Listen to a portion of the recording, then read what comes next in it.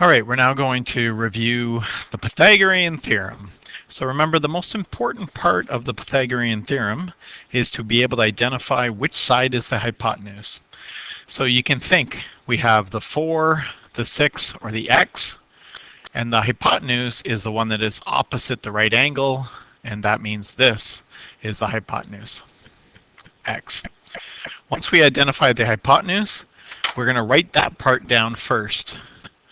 So I'm going to go x squared equals, and then it doesn't matter about these other ones being a or b or a and b. It's just the other two squared. So I'm going to go 4 squared plus 6 squared. You see that the hypotenuse is by itself on the equal sign. We would have maybe had like c squared equals a squared plus b squared, like is what's posted on the wall, but we don't need to actually write those out. We can just go right to x squared equals 4 squared plus 6 squared. Now, we'll ask ourselves, what does squared mean? Well, squared means it gets multiplied by itself, not multiplied by 2, multiplied by itself. So 4 squared is 4 times 4, which is 16. And 6 squared means 6 times 6, which is 36. Add these together. 16 plus 36 is 52. Now, does that mean that that side is 52 centimeters long? Well, of course not. We have to take the square root. And so it's the square root of 52, which we'll need our calculator to answer. Punch that into our calculator. Let's round to 2 decimal places just for fun. 7.21 centimeters. So that means that that side is 7.21 centimeters, which seems appropriate. It's the longest side. It's definitely bigger than 6 centimeters, but not too much bigger than 6 centimeters, and almost double the 4 centimeters. Now in B, in the second one, when we identify the hypotenuse is no longer x. The hypotenuse is known. It's 15. We still then write that one down first. So 15 squared equals the sum of the other 2's squared. So I'm going to go x squared plus 9 squared. So this one looks a little different than the first one because you can see in the first one we had the hypotenuse. This one, or we didn't have the hypotenuse, that's what we were solving. In this one we do have the hypotenuse, so it gets written down first. I wrote x squared plus 9 squared, but I could have written 9 squared plus x squared. It would be just as right. Now I'm going to go 15 squared. So 15 squared, I might need to go to my calculator.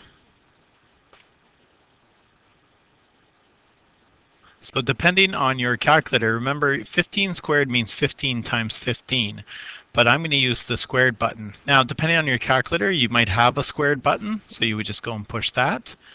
Or you might have this button here, goes like that, to the power of 2, which is like how we type it in Desmos. But I'm going to use my 15 squared button and find out that it's 225. So 225 equals x squared plus 9 squared. I don't need my calculator for that one. 9 times 9 is 81. And now notice that the x squared is here, but it's got the 81 attached to it. Well, we're going to use our little bit of algebra that we've been practicing and reviewing yesterday.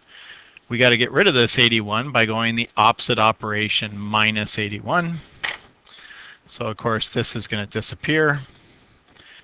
And 225 minus 81 is 144.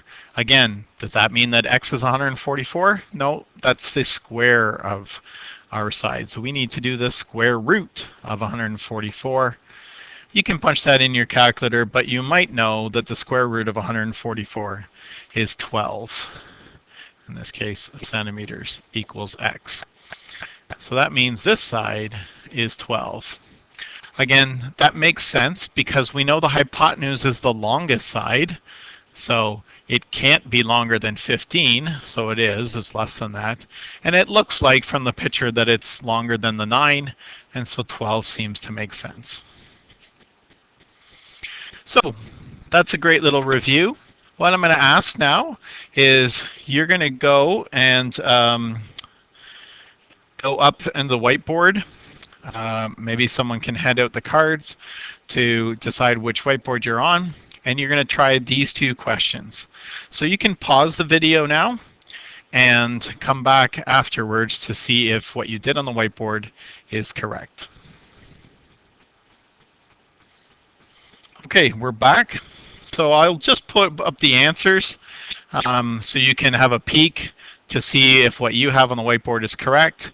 In the first one, the hypotenuse is x, so we wrote down the x squared first and then solved. In this one, the hypotenuse was 10.5, so we wrote down the 10.5 first and solved. We had to subtract the 70.56 to get our answer. So that's a great opportunity for you to practice and review Pythagorean theorem.